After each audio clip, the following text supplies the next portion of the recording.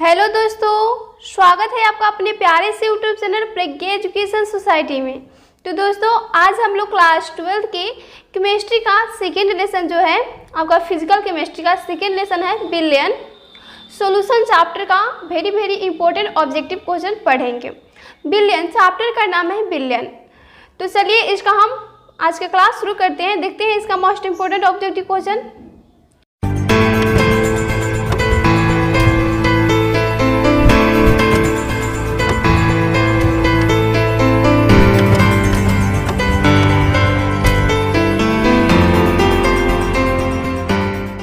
देखिए, बिलियन जैसे कि चैप्टर का नाम है बिलियन, आप लोग पढ़े होंगे कि बिलियन किसे कहते हैं। तो बिल और बिलाई के समांगी मिश्रण को बिलियन बोलते हैं। बिल और बिलाई, बिल किसे, जैसे कि चीनी और पानी का उदाहरण ले लीजिए। तो उसमें आपका पानी क्या हो जाएगा, बिलायक, यानी बिलायक यानी दो जो दूसरे को अपने में घुलाने की क्षमता रखते हैं। चीनी को अगर आप पानी में डालेंगे तो चीनी वो पानी में घुल जाएगा, तो चीनी हो गया बिल, यानी उसमें वो बिल हो जाता है, घुल जाता है, और पानी उसमें घुला रहता है चीनी को। तो यहाँ पर चीनी और पानी के मिश्रण को बिलियन बोलते हैं, यानी बिल और बिलाई के मिश्रण को बिलियन बोलते हैं। ओके, देखिए इसका ऑब्जेक्टिव फर्स्ट किया है। पहला ऑब्जेक्टिव है, घोलक के 1 kg में उपस्थित घोलक के मोलों की संख्या को कहते हैं। घोलक यानी हो गया आपका, घोलक बोलते हैं हम बिलायक को, घोलक यानी बिलायक, और घोलक बिलायक और 1 kg, और घोल यानी बिले। तो बिलायक के 1 kg में उपस्थित घोलक के मोलों की संख्या को क्या बोलते हैं। अगर केजी या ग्राम दोनों में से कोई रहे तो आप मोललता मारिएगा, मोललता, डबल ल होगा मोललता, ऑप्शन नंबर बी राइट होगा, मोललता। अगर यहाँ पर 1 लीटर होता कि घोलक के 1 लीटर में उपस्थित घोलक के मोलों की संख्या को क्या बोलते हैं, तो उसे हम बोलते हैं मोलरता। मोलरता यानी उसमें लीटर की चर्चा होगी, और केजी या ग्राम की चर्चा करें उसमें आप मारिएगा मोललता, मोललता, ऑप्शन नंबर बी राइट होगा। ओके, फिर देखिए नेक्स्ट प्रश्न है, वैसा घोल जो एक निश्चित ताप पर संयोजन में बिना किसी प्रकार के परिवर्तन के उबलता है उसे कहते हैं। देखिए क्या प्रश्न है, वैसा घोल यानी वैसा बिल्ले जो एक निश्चित ताप पर बिना संयोजन में किसी प्रकार के परिवर्तन से उबलता है उसे क्या बोलते हैं। तो आप पढ़े होंगे सेकेंड चैप्टर में कि 2 पदार्थों को लिया जाएगी जिसमें कि वह समान ताप पर उबलता है, उसमें बिना मतलब टेम्परेचर हाई लो नहीं हो सकता है, वो इक्वल टेम्परेचर पर उबलता है और एक आपस में संयोग करता है, तो उसे हम बोलते हैं एंजियोट्रॉपिक मिश्रण। एंजियोट्रॉपिक मिश्रण, ऑप्शन नंबर ए राइट होगा कि वैसा घोल जो एक निश्चित ताप पर संयोजन में बिना किसी प्रकार के चेंजिंग के उबलता है तो उसे हम बोलते हैं एंजियोट्रॉपिक मिश्रण, ऑप्शन नंबर ए राइट होगा। ओके, फिर देखिए नेक्स्ट है, प्रासरण ताप निम्नलिखित में से किस समीकरण द्वारा व्यक्त होते हैं। प्रासरण ताप, प्रासरण दाब, तो इसका राइट आंसर होगा P इक्वल होता है P equal CRT, CRT, P equal CRT, यह प्रासरण ताप का आपका इक्वेशन है, P इक्वल CRT। ऑप्शन, इसका ऑप्शन नंबर ए राइट होगा, याद रखिएगा, यह बहुत ही इंपॉर्टेंट है, आपका हर साल यह एग्जाम में पूछता ही है, पूछता। फिर देखिए अगला प्रश्न है, अर्धपारगम में झिल्ली से प्रासरण क्रिया में निकल पाते हैं। अर्धपारगम में झिल्ली पूछा जाए कि अर्धपारगम में झिल्ली से प्रासरण क्रिया में कौन निकल पाते हैं, तो जैसे कि इसका राइट पहले आंसर होगा बिलायक के अणु, बिलायक के अणु। जैसे आप चीनी पानी को उदाहरण ले लीजिए और किसी छाना पत्र से छानिएगा तो पानी उससे निकल जाएगा, लेकिन जो चीनी होगा वो ऊपर छाना पत्र के ऊपर ही रह जाएगा। तो यहीं पर ये पूछा जाए कि जो अर्धपारगम में झिल्ली होता है तो उससे कौन से पदार्थ निकल सकते हैं, बिल के या फिर बिलायक के या सरल अणु या जटिल अणु। तो इसका राइट आंसर होगा जो बिलायक के कण यानी पानी के कण होंगे वही छाना पत्र से बाहर निकल सकते हैं, ऑप्शन नंबर इसका बी राइट होगा कि बिलायक के अणु अर्धपारगम में झिल्ली के आर पार हो सकते हैं। ओके, फिर देखिए नेक्स्ट प्रश्न है, आदर्श विलयन का निम्न में से कौन सा गुण है। आदर्श विलयन का, तो आदर्श विलयन किसे कहते हैं ये पहले जाना आवश्यक है। तो वैसा विलयन जो समान ताप एवं दाब पर जो रॉयल या राउल्ट के नियम का पालन करता है उसे हम बोलते हैं आदर्श विलयन। तो देखिए ऑप्शन क्या दिया है, ऑप्शन दिया है यह राउल्ट के नियम का पालन करता है, यह राउल्ट के नियम का पालन नहीं करता है, या फिर ए बी दोनों, या इनमें से कोई नहीं। तो इसका राइट आंसर होगा कि ऑप्शन नंबर ए कि यह राउल्ट के नियम का पालन करता है। आदर्श विलयन राउल्ट के नियम का पालन करता है, ऑप्शन नंबर ए राइट होगा। ओके, फिर देखिए नेक्स्ट है, पहाड़ों पर जल का क्वथनांक कम हो जाता है। बिकॉज पहाड़ पर जल का क्वथनांक कम क्यों हो जाता है, तो इसका राइट आंसर होगा क्योंकि वहां पर जो वायुमंडलीय दाब होता है वह कम हो जाता है, जिसके कारण उसका क्वथनांक कम हो जाता है। ऑप्शन नंबर ए राइट होगा कि पहाड़ों पर जल का क्वथनांक कम हो जाता है बिकॉज वहां पर एटमॉस्फेरिक जो प्रेशर होता है वह कम हो जाता है। ऑप्शन नंबर ए राइट होगा। फिर देखिए अगला प्रश्न है, निम्न में से विलयन के लिए कौन अनुसंख्यक गुणधर्म है। विलयन के लिए अनुसंख्यक गुणधर्म पूछा जा रहा है, तो इसका राइट आंसर होगा ऑप्शन नंबर ए प्रासरण, जो कि एक अनुसंख्यक गुणधर्म है क्योंकि यह विलय के अणु की संख्या पर निर्भर करता है। जो अनुसंख्यक गुणधर्म होते हैं वो विलय के अणु की संख्या पर निर्भर करते हैं। प्रासरण दाब इसका राइट आंसर होगी। प्रासरण दाब जो होता है ये सभी अनुसंख्यक गुणधर्म है। फिर देखिए अगला प्रश्न है, निम्नलिखित में से किसके लिए हिमांक का अवनमन अधिकतम होगा।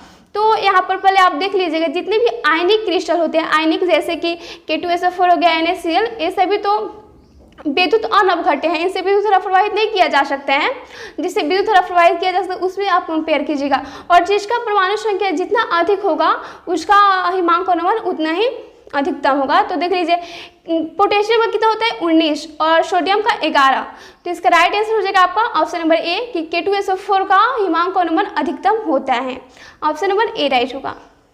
फिर देखिए नेक्स्ट है, निम्न में से कौन सा अनुसंख्यक गुणधर्म नहीं है। अनुसंख्यक गुणधर्म, तो इसका राइट आंसर हो जाएगा कि आपका प्रकाशीय क्रियाशीलता अनुसंख्यक गुणधर्म नहीं है, और जो हिमांक अवनमन, वाष्प दाब का आपेक्षिक अवनमन, क्वथनांक का उन्नयन, ये सभी अनुसंख्यक गुणधर्म है। ऑप्शन नंबर बी राइट होगा कि प्रकाशीय क्रियाशीलता अनुसंख्यक गुणधर्म नहीं है। फिर देखिए नेक्स्ट है, 234.2 ग्राम चीनी के घोल में 34.2 ग्राम चीनी है, तो घोल का मोलर सांद्रण क्या है। तो घोल का मोलर सांद्रण पूछा जा रहा है, तो इसका राइट आंसर होगा ऑप्शन नंबर बी 0.5। 0.5 इसको आप निकाल सकते हैं मोलर सांद्रण का जो सूत्र होता है उसे लगाकर। फिर देखिए अगला प्रश्न है,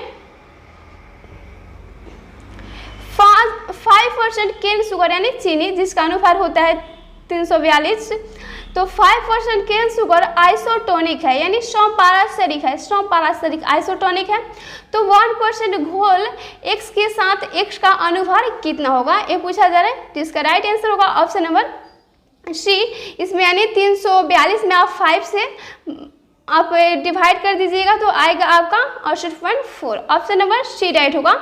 342 में 5 से आप भाग दीजिएगा तो आ जाएगा हमारा कितना 68.4। फिर देखिए अगला प्रश्न है, किसी विलयन के 200 ml में 2 ग्राम NaOH सोडियम हाइड्रोक्साइड या कास्टिक सोडा घुले हैं, तो विलयन की मोलरता है, तो विलयन की मोलरता क्या होगी। तो इसका राइट आंसर होगा ऑप्शन नंबर ए 0.25 होगा। इसमें आप मिलीलीटर को पहले आप लीटर में बदल लीजिएगा 1000 से भाग देकर, तो इस तरह से आ जाएगा आप। फिर देखिए अगला प्रश्न है, इनमें से कौन से जलीय घोल की हिमांक बिंदु न्यूनतम है। जो ऑप्शन दिया उसको कौन ऐसा जलीय घोल है जिसका कि हिमांक बिंदु जो होता है बहुत ही कम होता है। तो इसका राइट आंसर होगा ऑप्शन, जो अधिक क्रियाशील होता है उसका कम होता है। तो इसका राइट आंसर होगा ऑप्शन नंबर ए 0.01 m, और यानी मोल यहाँ पर होगा m का अर्थ, और NaCl सोडियम क्लोराइड NaCl जो अधिक क्रियाशील यानी NaCl ज़्यादा क्रियाशील होते हैं। फिर देखिए अगला प्रश्न है, मानव रक्त का पीएच होता है, मानव रक्त का पीएच मान कितना होता है ब्लड का मानव का।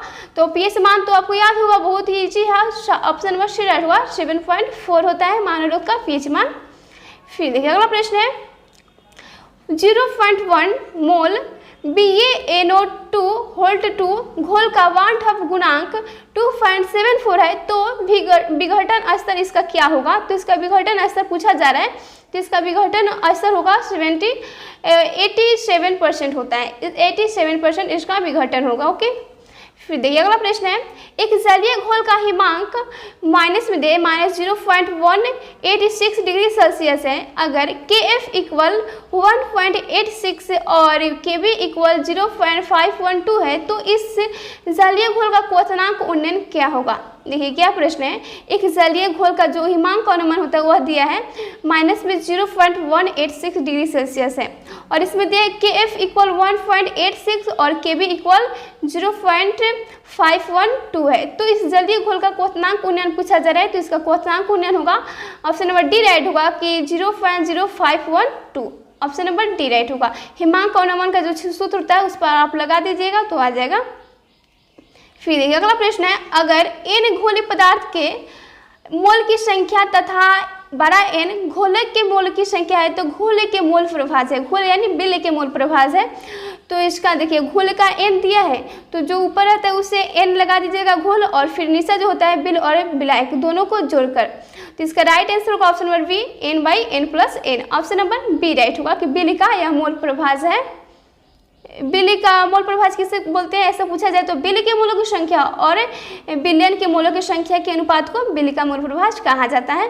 तो बिलियन के मोलों की संख्या किस तरह निकालिएगा, तो बिल और बिलाई को जोड़कर, तो n+n। ओके, फिर देखिए अगला प्रश्न है, कौन सी साधारण इकाई ताप से स्वतंत्र होती है। यह जो प्रश्न है बहुत ही इंपॉर्टेंट है, यह आपके एग्जाम में प्रति ईयर पूछता है।